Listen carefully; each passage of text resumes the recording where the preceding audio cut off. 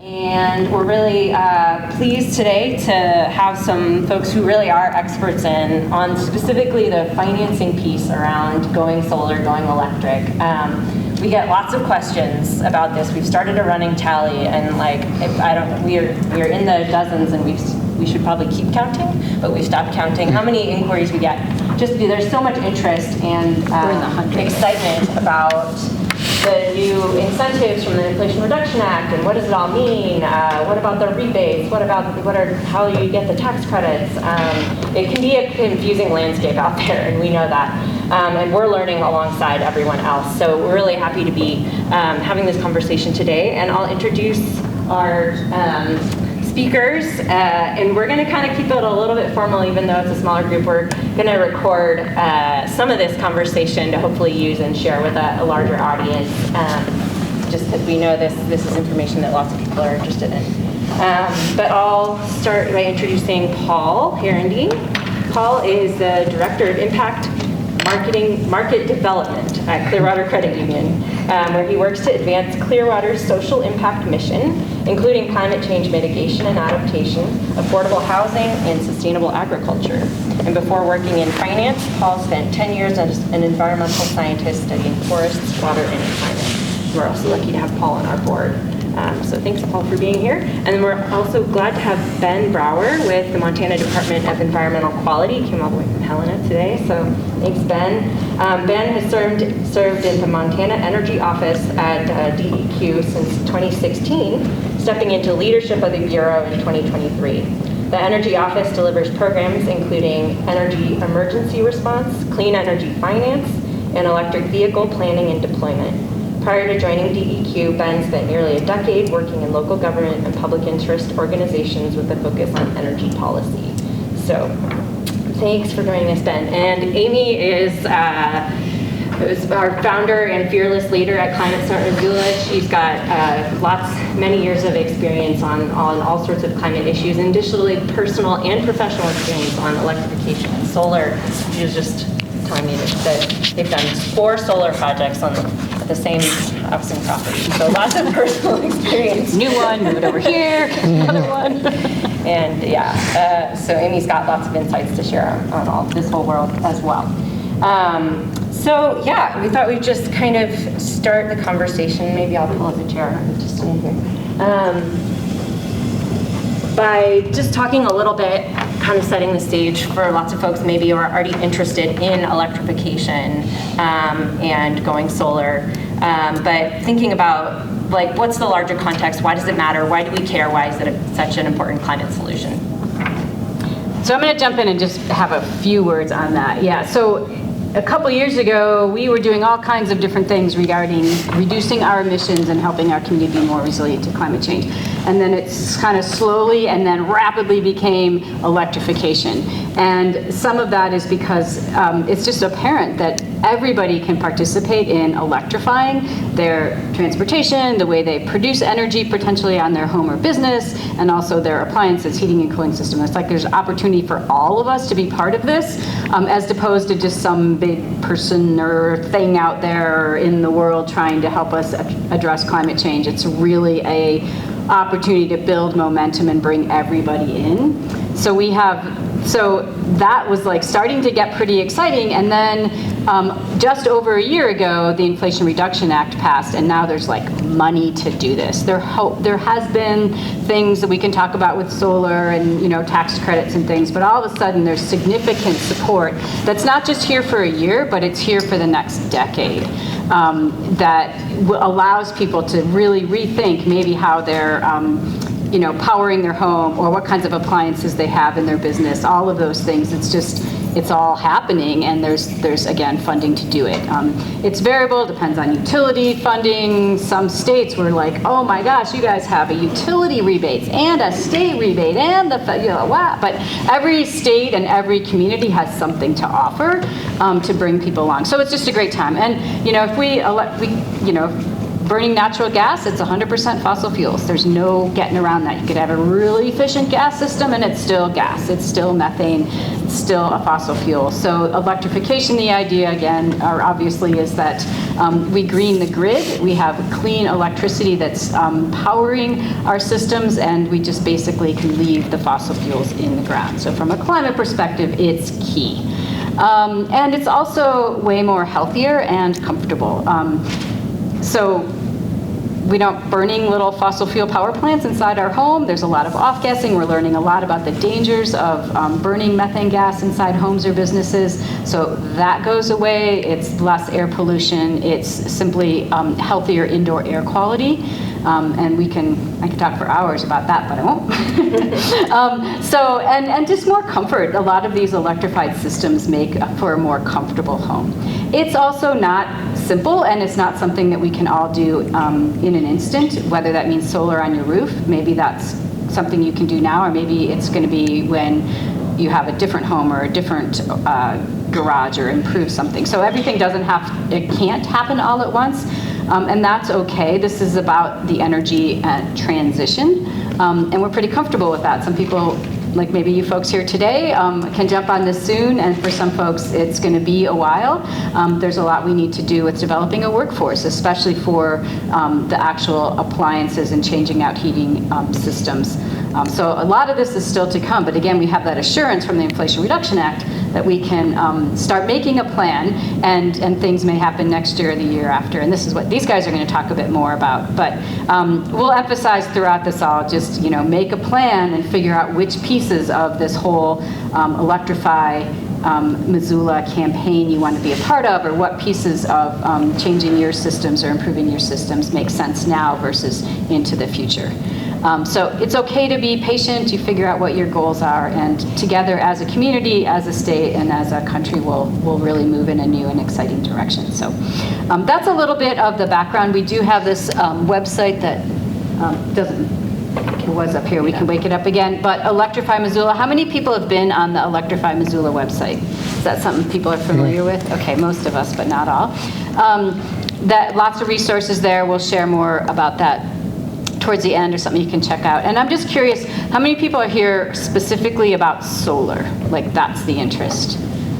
A few folks. And then are there folks interested in like more of the electrify homes or businesses in heating, cooling? Okay, so some of both. Cool. That's what these guys have lots of expertise about. So yeah, and just the last thing, we're going to talk pretty generally what's available, and we should have time at the end maybe to talk specifically about some questions, but we won't be able to necessarily figure it all out for you in this next hour, but we're happy to continue the conversations. So that's a little bit of the setting the stage here. Yeah. Anything else? Yeah, no, I think it's just helpful to, for a little bit of context in how we approach and have been approaching this whole transition to going electric. It is about thinking of your home or your building as a system, and it's not necessarily always as straightforward as swapping out one component for the other. It's a little bit more complex, and things are interdependent. So while we won't get into all those nitty-gritty details today, we do want to make sure people are at least really just clear on when you are ready to take those steps or move forward, or thinking about how to sequence things, or what to prioritize, that we're clear on what sorts of especially financial incentives are available, and what you should wait for or ready to dive in on now. So starting with that, maybe we'll just start with solar, because it is a little bit more straightforward than some of the deeper home electrification projects. Paul, do you want to just say a little bit more about some of the financing around solar, and maybe some of the other context on kind of the value of solar that you've done some work on too? Yeah, happy to. Thanks.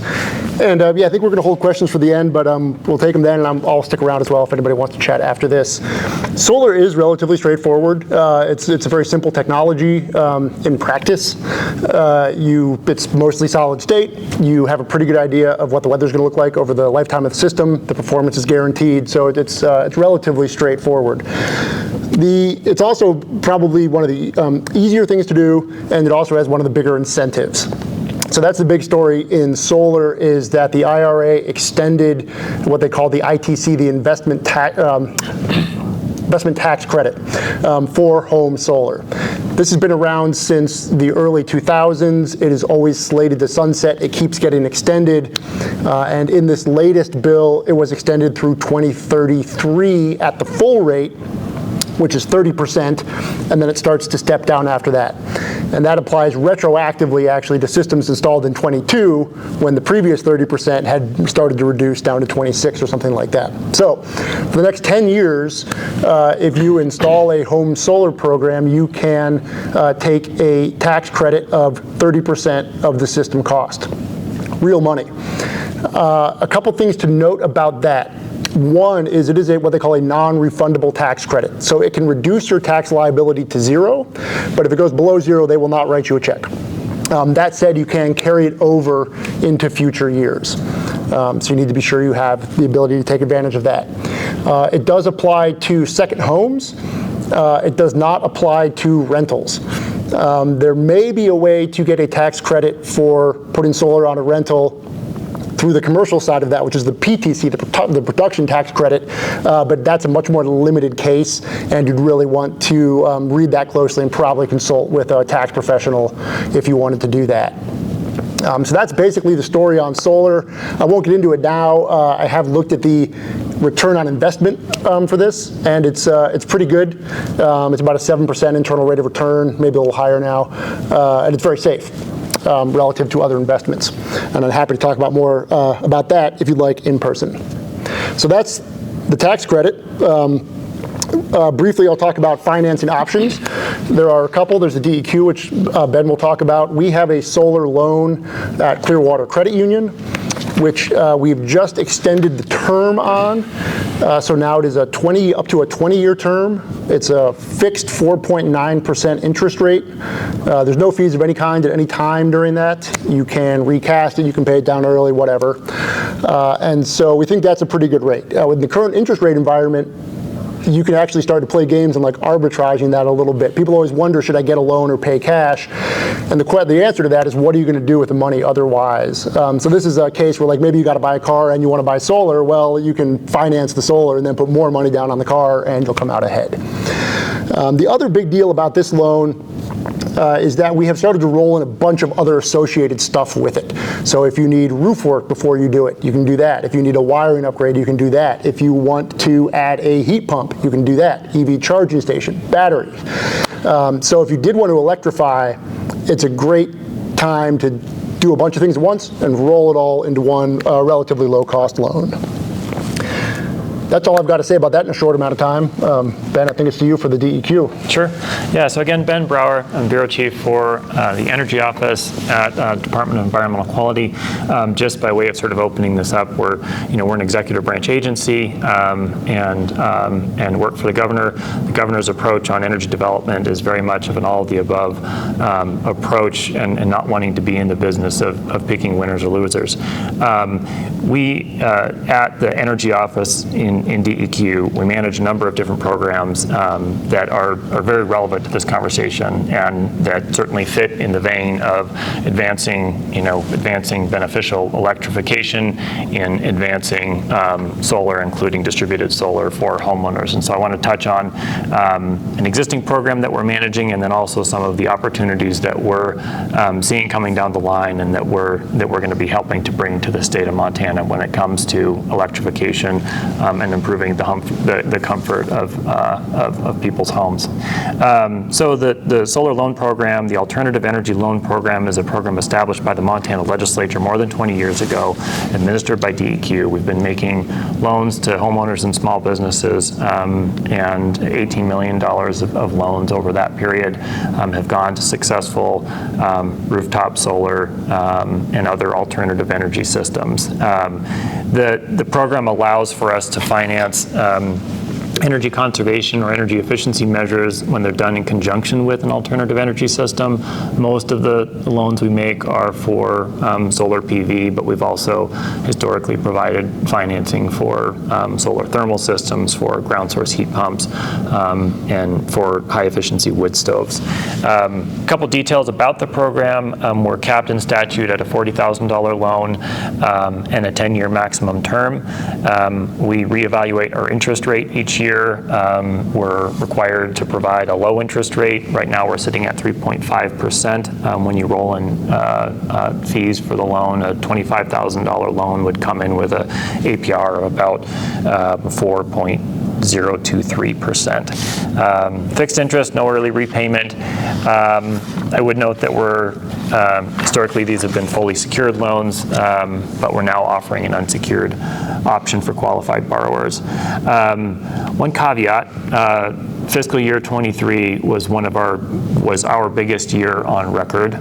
We made more than $2 million in new loans, and given that interest in the program, we've seen our capital drawn down pretty significantly to the point where we're having to rank new applications and review them. So we're not able to fund everything that comes through the door right away. We're ranking those new loan applications once they've been vetted through our technical and financial review every couple of weeks. So if you're interested, grab a brochure. Our program lead on this, Miranda Bass, knows the program inside and out. She can tell you where we're sitting with our queue and how quickly your loan would be considered. I also think just on the solar front, it's worth touching base on Solar for All, which is a program, again, funded by the Inflation Reduction Act and being made available by EPA. It's a monster funding opportunity. And in this case, the state opted not to apply for this funding directly, largely because we just didn't have the capacity to go after another big federal grant, and because there are other entities that are pursuing the same funding to serve Montana that are well situated to provide a really good program to the state. There's at least a couple of applications out there that I'm aware of. The one that's been really public is the Bonneville Environmental Foundation. They work regionally, and they're actually stepping in to submit applications to serve not only Montana, but also Idaho and Wyoming. They've been working really closely with our office to ensure that they have a good lay of the land here, and that they know who the important players are when it comes to workforce development and how to deliver a program that meets Montanans' needs. Keep in mind that Solar for All funding, if Bonneville or another entity is successful, it's a ways out before we start seeing that money flow, and it's not entirely clear yet exactly how it'll hit the ground, whether it will be in the form of community solar projects or whether it be in the form of incentives for rooftop solar, or whether it will be more of a focus on multifamily.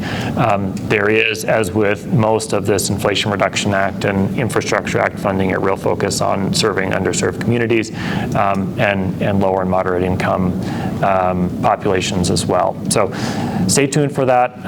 But if you do have more questions on Solar for All, happy to help field those.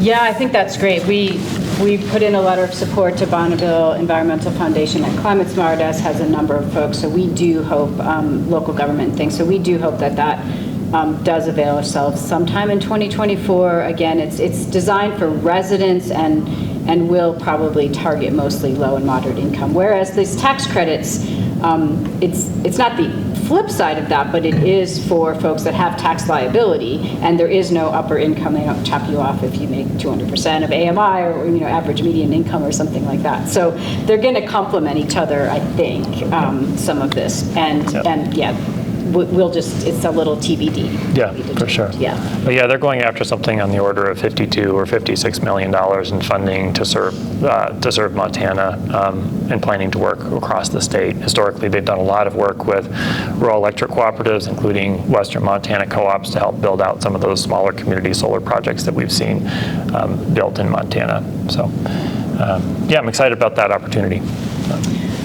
Yeah, so maybe just a couple more things. As over the years, folks have gotten DEQ loans, they've gotten Clearwater Credit loans. I'm sure there are other loans available from other financial institutions. These guys tend to have the best terms. And then, of course, some people, save up their cash, stick it under the mattress, and when they've got enough, they hand it over to the solar company.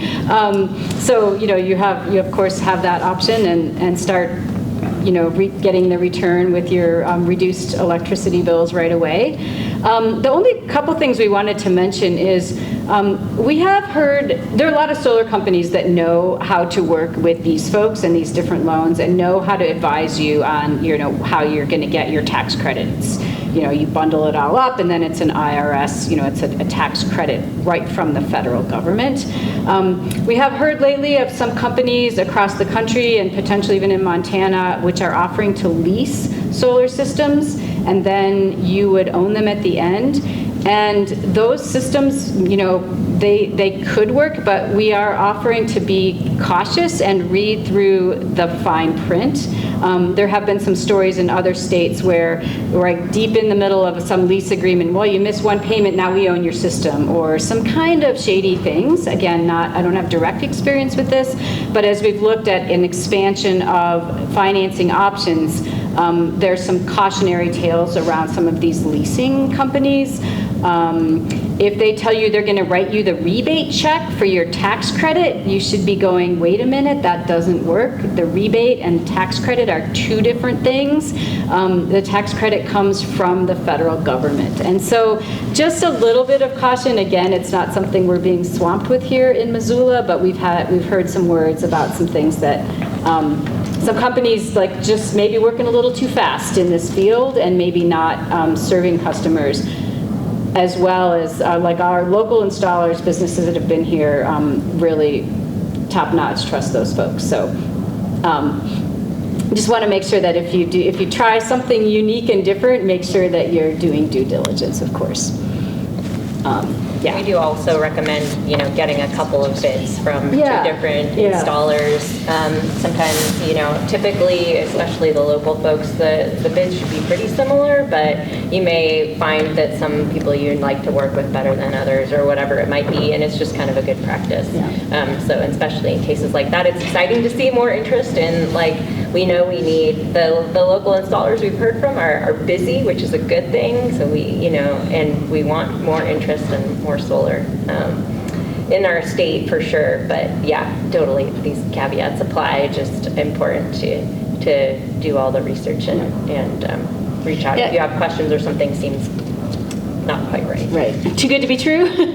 Do you still have that worksheet on your website?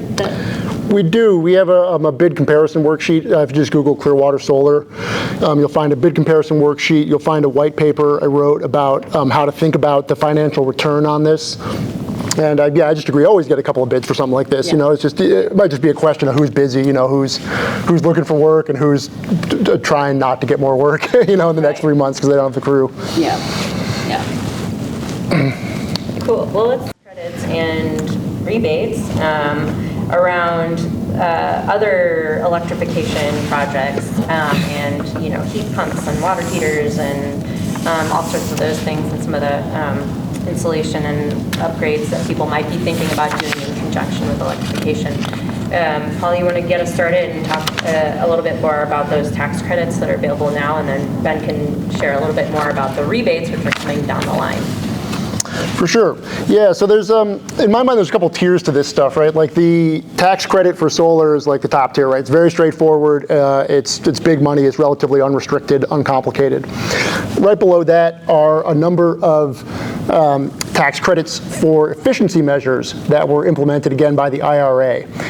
So these run from 23 through 33, and speaking generally, you can get a tax credit for 30% of the efficiency upgrade. It's quite broad. It covers probably everything you would think of in that. That can be heat pumps, more efficient furnaces, insulation, exterior doors and windows. You can get a credit for the cost of the energy audit, efficient air conditioners. I wrote it all down, and it's really quite a long list. It's basically everything you would think of. Even the electric boxes, the pop year. Yep, that's right. Now the trick with this is it is more complicated and it is more limited. So all of these have annual caps in how much credit they'll give you, and those range from like $600 to $2,000 or maybe $2,500. You have to take it in the year that you do the improvement. You can't roll them over, and there is an annual total credit maximum as well, and that's $3,200, and that's actually split between. They will give you up to $1,200 for the building envelope, the outside stuff, and then they'll give you up to $2,000 for the equipment, and then the labor for the envelope doesn't count, but the labor for the equipment does. So like you really got to start doing a little more work to read closely into this one. That said, you were talking about a couple $1,000s, probably worth the time, not overly complicated, but worth checking out. That's I think all I have to say about that. We do offer a loan for home efficiency as well. Similar to the solar loan, it's unsecured, it's quite easy to get. It is at a higher interest rate. I'm embarrassed to say I forgot to look up the most recent interest rate before I came in, but it's roughly 8%. And for our program, that covers basically anything that meets Energy Star standard. It doesn't necessarily have to carry the label, although everything will probably. But if it meets the efficiency standards of Energy Star, we'll cover that as well. A little bit funny, we got to figure out what you can roll into that solar loan. If you can get the heat pump into the solar loan, totally do it. That's the way I'd be thinking about this stuff. If I wanted to electrify, it'd be solar, and then it'd be a heat pump, which has the added benefit of also providing cooling in the summertime, which is becoming more important. Maybe an EV charging station if you wanted to go electric, and then kind of go down from there. Although induction stoves are great, and I would love to have one. Wouldn't we all? Yeah. And then I'll just mention very briefly, there are a number of rebates that I won't go into in too much more detail. They're kind of like what I consider the lower tier. They're great programs, but the dollar amounts are starting to get quite small. So the utilities, both the co-op, Missoula Electric and Northwestern, will offer rebates for some efficiency measures. From what I could tell, most of the stuff from MEC was like in the $50 to $100 range. Most of the stuff from Northwestern also in that range, although I think they will give you maybe $2,500 for a heat pump. So it's a place to get maybe a couple $100 worth looking into. But 50 cents per linear foot of a closed line, just so you know. That's Northwestern Energy for you. Oh, great. Yeah, all right. 50 cents. You go down to the trailhead and get some nice rope. And then the other one I'll mention is that there is only just recently started I believe it's the county is running it, $500 rebate for heat pumps until that program gets exhausted as well. I think they've got about $40,000 in that program. Heat pump water heaters. Heat pump water heaters, excuse me. So another place to try and stack some incentives on top of that. I think that's all I've got to say about that. And then, Ben, I think you've got some stuff in the pipeline. Yeah, we'll circle back on the county heat pump water heater rebates. Sure, yeah, and Allie's here too from the county, so expertise in the room. Oh, great. I hope I got that right. Good. So one of the big prizes out of the Inflation Reduction Act is the home energy rebate programs. There are two programs that were authorized by the Inflation Reduction Act and funded with the formula for states. One is the HOMES program. It's kind of a rough acronym, but the Home Energy Performance-Based Whole House Rebates, and a parallel program, the HERA program, as it's sometimes known, for high-efficiency electric home rebates. Both of these rebate programs will be administered through our office at DEQ. There's been some question as to whether we're applying for these funds. Yes, we are. We've already submitted an application for early administrative funding to begin designing what will be a significant new program. We've applied for about $1.7 million just to get that program work up and running. We're waiting on the Department of Energy at this point for that award so that we can get going. Ultimately, the state, between these two programs, has allocated about $71 million, which is a significant new program for us, and will take some work to get up and running. Big picture, we're hoping to have these rebates available to consumers within the first half of 2024.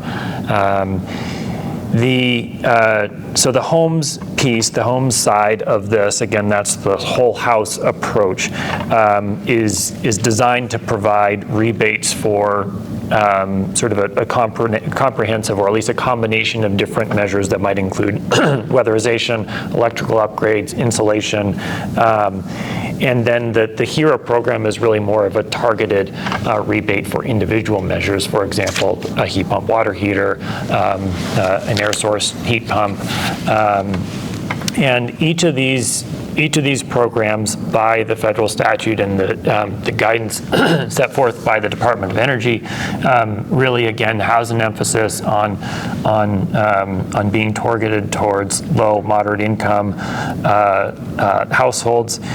In fact, for the state to receive 100% of that $71 million allocation, we would, at a minimum, need to provide 60% of the funding that we receive from DOE to low-income households, to households earning 80% of area median income or less. Yeah, go ahead.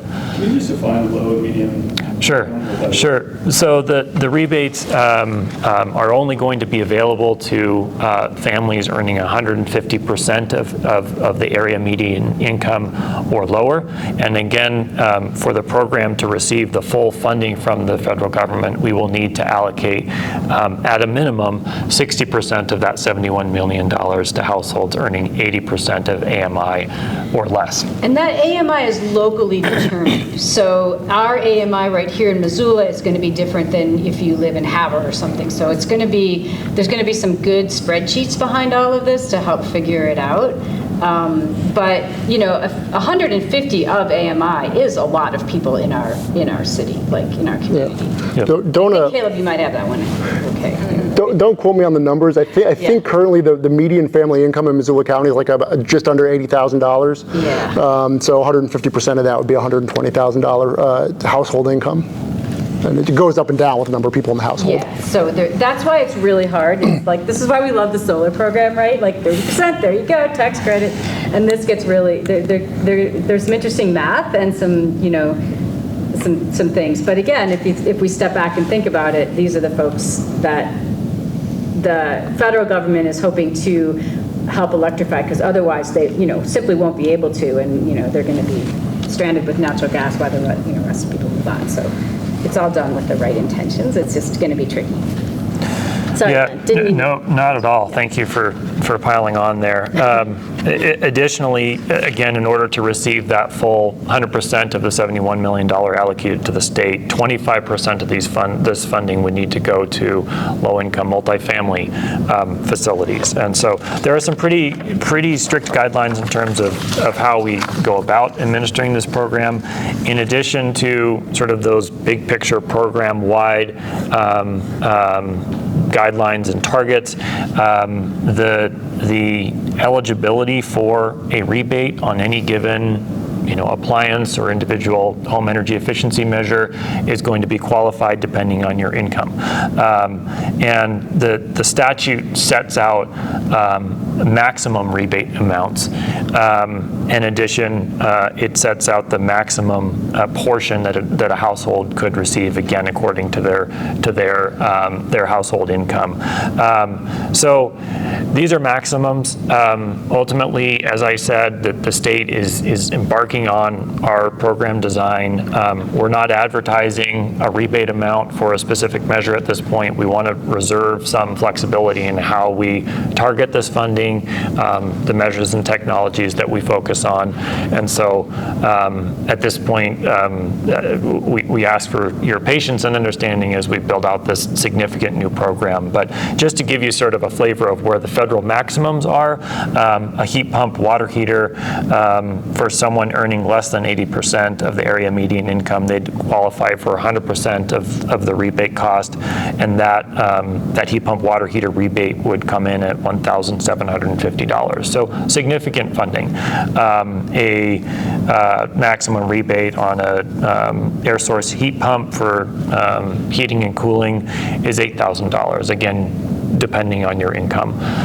There's also an expectation that a lot of these rebates are available at point of sale, which is an extra headache for program administrators like myself. And so between the point of sale expectation and the income qualification, there's still quite a bit for us to work through. And ultimately, we want to design this in a way that meets the needs of Montanans, both from improving the energy efficiency of their homes, improving the comfort of their homes, and helping to control costs in this sort of push for electrification of heating loads and other energy uses. So we've just made a couple of really exciting hires in the Energy Office to help build out this program. We're bringing in new expertise from folks that know both low-income weatherization and the industry. And there's also going to be a lot of work to do to help ensure that the contractors who are going to be doing this work, whether it's the electricians or whether it's the HVAC businesses, that they're ready for a lot of new work, frankly. One frequent question we get is, will these rebates be available retroactively? Please don't count on it. We're at this point, don't expect the rebates are going to be available retroactively. They'll be available on a going forward basis when we get the program up and running. Again, our target is for the first half of 2024. If you have questions about how this program is coming together, feel free to reach out to our office. We also we've set up a listserv where we're going to be providing updates. We're sending out an update today just to let folks know that we've applied for those early administrative funds and are beginning our design of the larger program. But you can find us at DEQ under the energy page, and that link for signing up for those updates is right there as well. Let's see. Those are the highlights on the rebate program that I wanted to touch on. Amy, anything else you wanted to pull out about that, or Abby, on that front? Just I guess one, if going back to initial conversation, the heat pump water heater, which is a rebate program that is active now. Allie's here. We can talk about it. We've got a little brochure back there. $500 for residents. It's not for commercial. Basically, so size for those resident ones. And it's really a pilot to figure out whether, how much this helps, how do we do these things. It was originally some funding from DEQ to pilot this. You get a little extra money if you take a survey kind of thing. And the reason that we started with heat pump water heaters is because some of the analysis from some of the professionals around the country, RMI and some different folks, recognize that that's kind of your quickest payback for folks for whom a heat pump water heater works. It doesn't work for everybody. It depends on if you have space in your electric panel perhaps, and the right size and space to even put that heat pump water heater.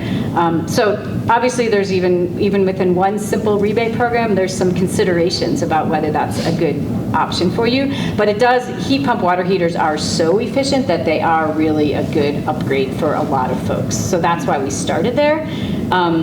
We don't want everybody to go out and make a bunch of decisions on things, even though there's a small rebate out there, a little bit of funding, and then not be happy with the functioning, the comfort in the home, the energy bills, those kinds of things. So anyway, that one is available. And then all these rebates that Ben spoke to, we'll be doing a lot of outreach to help folks understand them when they're available, as I'm sure will other folks. And there will be stackable with some other things. So as far as we understand, you could potentially stack that with maybe even a small rebate from Northwestern Energy or Missoula Electric Co-op, or potentially some other options out there. There's new financing being talked about, again, with this federal funding around the country that could help, potentially solar for all. So the idea is we're thinking about these things as starting with what we know and, potential be able to stack some of these programs. A lot of TBD, to be determined there.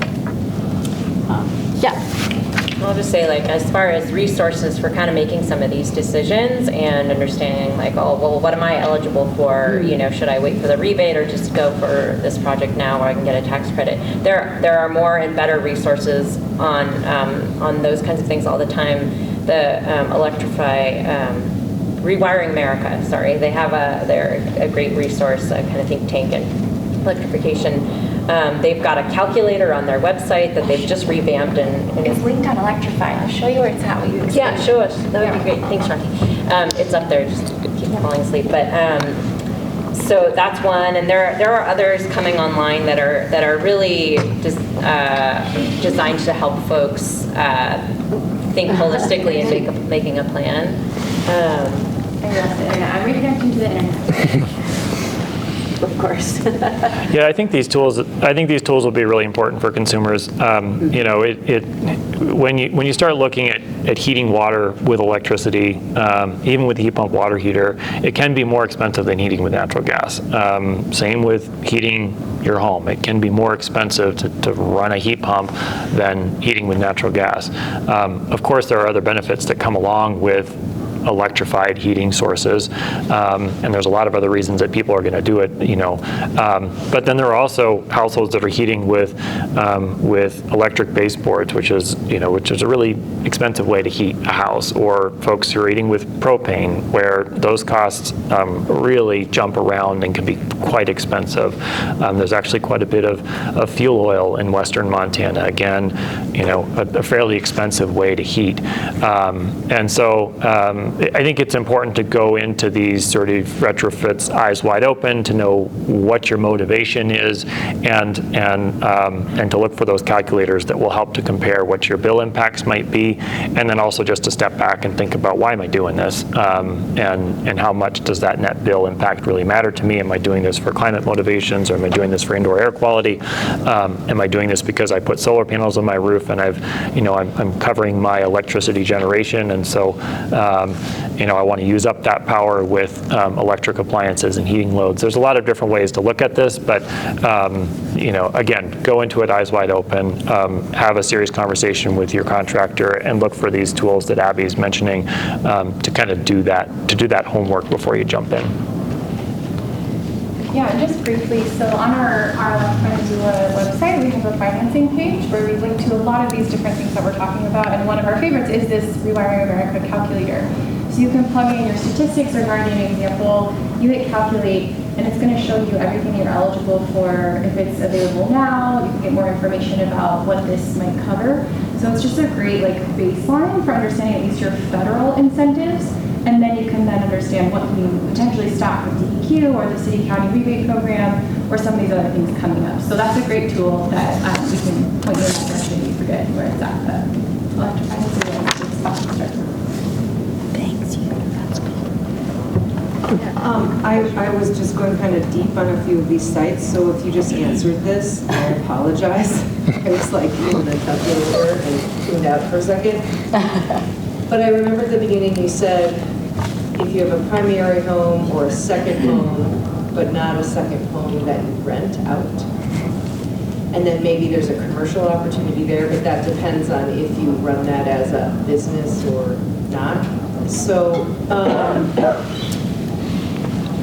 are there any incentives as we think about our housing crisis and upkeep of these old houses? A lot of rentals in Missoula are old, very old homes that actually need a lot of these upgrades.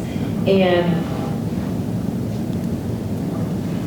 the utility bills for renters can be debilitating on top of our rising rents, which can often be in the form of property tax raises just being passed through, or some people offer all-inclusive rents because they put in budget billing to try and make it easier and more affordable and predictable for their renters to not be a jerk. And so, I have a 100-year-old rental that I want to electrify. Why would there not be an incentive for me to be able to make a healthier living environment for a renter and keep my rents lower? Because I can afford to do it, it's super expensive. Can anybody speak to that? Or are there other grants or opportunities, like you make a promise to keep your rents at a certain level because you've been able to get this funding? Yeah. And I mean, I'm not saying that to be weird, like. No, I think this is a really good question. I mean, one of the things, and I'll let Ben speak to this, or you guys speak to some specifics, but the Inflation Reduction Act, the original Build Back Better had a lot more things for renters, and some of that got pared down. It's very homeowner based, but the federal government recognizes that, and so, I think the one thing to keep in mind is there's still a lot of programs coming, especially for, there's programs for landlords, there's programs for multifamily housing. It might be even a little easier. It's going to be, we don't know exactly how folks, maybe like yourself, that has a rental, where some of that's going to fit in. But there's such a focus at the federal level on equity. It just didn't all make it into this first tranche of funding, and some of the easier to explain pieces of it, a lot of it's still coming. There's this whole program called, with basically setting up green banks and funding that's going to end up coming out, in different waves, in different ways. It might be a little slower in Montana relative to some other states that sort of already offer that now. It's just there's still some stuff coming. But I don't think there's anybody who's like, that's very aware that that's where a lot of the attention needs to be. Follow up to that, I mean, I feel like, Amy, you guys are really good, and as a 25-year Clearwater member called Missoula Federal Credit Union. Sorry about that. Actually, so I worked with both of your entities on solar funding for our primary home before the pandemic. So thanks, because that was amazing. And windows. So we have extreme weather. We have extreme heating and extreme cooling needs. I feel like all of you, but Amy especially, your group is really good at saying, this is it. Here's a sample letter, and here's who you need to comment to, because this is coming down through our legislation, or this is coming down. I feel like that's been really helpful. If those opportunities arise where we can advocate for our renters and the health that we provide in our housing stock, and then the longevity, please let us know how to do that. As those decisions are coming. Kind of our job as advocates. I know, I think you're already doing a great job, so that's good to hear. I think that's like the next big one. Did you have more about the rental piece? I've heard some different things on that. Sure. So I don't know the details of exactly how the federal legislation or DOE guidance addresses, say, a single unit rental. There is, as I mentioned, a pretty strong emphasis on multifamily rentals, including multifamily rentals with lower income occupants for both the home energy rebate program, the $71 million, but also we are separately have applied for about a $4.5 million award that we're going to be using to capitalize a new revolving loan fund really targeted at energy retrofits of, again, multifamily affordable housing, and we're going to be working pretty closely with the team at Commerce and their housing program to improve the energy performance and comfort and operation of multifamily units. I do think that this smaller than 4 units is a segment of the housing stock that does get missed, and I think it's important that you flag that. I will say that our loan program, we have funded a lot of solar and solar plus electrification projects on rental projects or on rental homes, and happy to make those loans for those kinds of projects as well. But yeah, thanks for flagging that, and hopefully we really can get at some of this, affordable housing stock through a couple of these different programs. I can say something very brief. I know, Amy, you want to stick to our agenda here. I'll say a couple things very briefly about that. One is that, at least on my read, on the rental side, those generally are considered businesses and fall under business tax code, and probably your most immediate tax benefits will be the same as any other capital improvements to the property. The second thing I'll say is this is an ongoing question. It's called the split incentive problem, and it's been talked about for decades. Never with a super compelling solution, but it is much known. And third, that this is really going to become an issue. We've all talked about this with the big pots of money coming out of the greenhouse gas reduction fund portion of the IRA. All of those have very clear income limits and need to get most or all of the money to low and moderate income people, and that is exactly where it's going to run into the rocks, is because lots of those folks are not homeowners, less so going ahead. And hopefully, if those grants come through, the dollar amounts will be large enough and the requirements stringent enough that we have to find a way to solve those problems. A lot of the solutions involve changes to regulation and changes to utility policy. Things like community solar, so renters can purchase a share of a solar installation. Things like on-bill financing to allow people to pay back the improvements on their electric bill, stuff like that. It definitely is more complicated, and unfortunately there isn't a good answer now, but my hope is that the Greenhouse Gas Reduction Fund will motivate some movement on that. The only other thing I wanted, you want to say something on that specific topic, but and then we can totally open it up for questions, and folks can stick around even beyond 1 o'clock.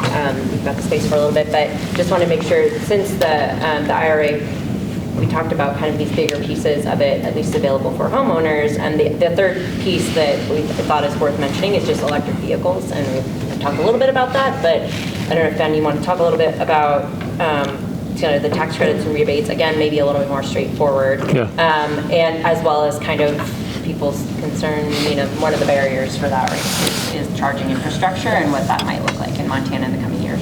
Sure. So at a high level, the Inflation Reduction Act updated federal EV tax credit and allows for a maximum of $7,500 for a new EV, and an add-on in this round was up to $4,000 for a used electric vehicle.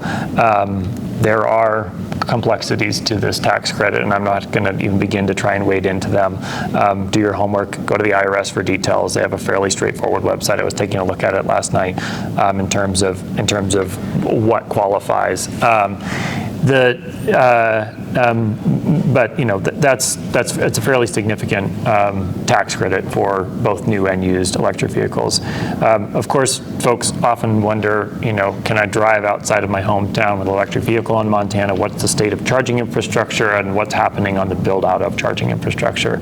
Our office has really been in the middle of electric vehicle infrastructure charging and deployment for a number of years, led by Kyla Mackey and Neil Ullman. And we are partnering closely with the Montana Department of Transportation to plan for a $43 million program called the National Electric Vehicle Infrastructure, or NEVI program. That funding over 5 years has the potential to fund about 40 new significant fast charging locations or stations across the state. That funding will really be focused on the interstate corridors plus Highway 93 and Highway 2. And MDT is right now in the process of deciding exactly how to get that funding out the door. It's more complicated than I even realized, but they're really wading into it right now, and I'm hoping we'll see a request for proposals on at least a first round of funding sometime in the first half of next year. We've also, DEQ has directly applied to the Federal Highway Administration for a $15 million fund to build out an additional, altogether it would be about 32 new charging station locations.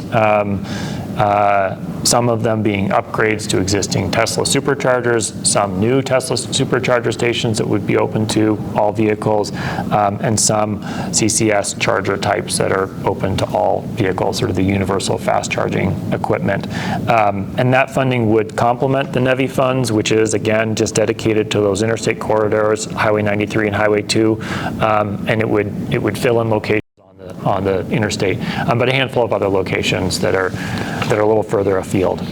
So we're waiting to hear from Federal Highway Administration on that application. So it's coming together. We're also expecting about 10 new fast chargers that will be funded through our Volkswagen settlement funding that we're administering. And that's building on an existing network of 16 Tesla superchargers in the state, 16 existing universal chargers, CCS chargers, with 4 more of those under construction and 2 Tesla chargers under construction right now. So we're really starting to see a build out of that infrastructure to allow for longer distance driving in the state. Yeah, well, at our expo, we have an EV car show, so folks that have EVs and an e-bike, cargo bikes and some different things that come on Saturday. We'll get to talk more about some of that, the transportation side of it, including also a mountain line electric bus. You can